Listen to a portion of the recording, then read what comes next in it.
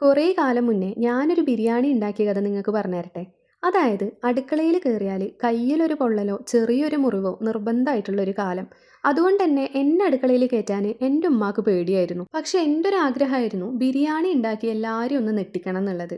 അന്ന് എനിക്കറിയണത് പോലൊരു ബിരിയാണി ഞാൻ ഉണ്ടാക്കി. ഞാൻ വിചാരിച്ചതുപോലെ തന്നെ എല്ലാവരെയും നെട്ടിക്കാനും പറ്റി. യാഥാർത്ഥ്യം എന്താണെന്ന് വെച്ച് കഴിഞ്ഞാൽ അന്ന് എൻ്റെ ബിരിയാണി കഴിച്ച പലരുടെയും മനസ്സിൽ നിന്ന് ഇന്നും അതിൻ്റെ നെട്ടൽ മാറിയിട്ടില്ല എന്നുള്ളതാണ്. കാര്യം പിടികിട്ടിയല്ലോ അല്ലേ? അങ്ങനെ വർഷങ്ങൾക്ക് ശേഷം ഞാനിവിടെ എത്തിയപ്പോൾ എൻ്റെ കയ്യിലൊരു പരീക്ഷണശാല തന്നെ കിട്ടി. അതിനുശേഷം ഞാൻ ഏറ്റവും കൂടുതൽ ട്രൈ ചെയ്തിട്ടുള്ളതും കോളോ ആയി പോയിട്ടുള്ളതുമായിട്ടുള്ള ഒരു ഐറ്റമാണ് ബിരിയാണി. എന്നിട്ടും ഞാൻ തോറ്റു കൊടുത്തില്ല. വീണ്ടും വീണ്ടും ഞാൻ ട്രൈ ചെയ്തുകൊണ്ടേയിരുന്നു. അങ്ങനെ എൻ്റെ ബിരിയാണി ആ ഒരു ലെവലിൽ നിന്നും ഇതിലേക്കെങ്കിലും എനിക്ക് എത്തിക്കാൻ പറ്റി. അതായത് അവസരങ്ങൾ കിട്ടിയാൽ മാത്രമേ ഏതൊരാൾക്കും അവരുടെ കഴിവുകൾ പുറത്തു കൊണ്ടുവരാൻ പറ്റുള്ളൂ. ശരിയല്ലേ? ആ ഒരു കാര്യം കൂടെ ഞാൻ ഇതിൽ നിന്ന് മനസ്സിലാക്കി. ഇതാണ് എൻ്റെ ബിരിയാണി കഥ. തൽക്കാലത്തേക്ക് ഈ കഥ ഞാൻ ഇവിടെ അവസാനിപ്പിക്കുന്നു. വീണ്ടും പുതിയ വിശേഷങ്ങളും അനുഭവങ്ങളും കഥകളൊക്കെ ആയിട്ട് നമുക്ക് വീണ്ടും കാണാം.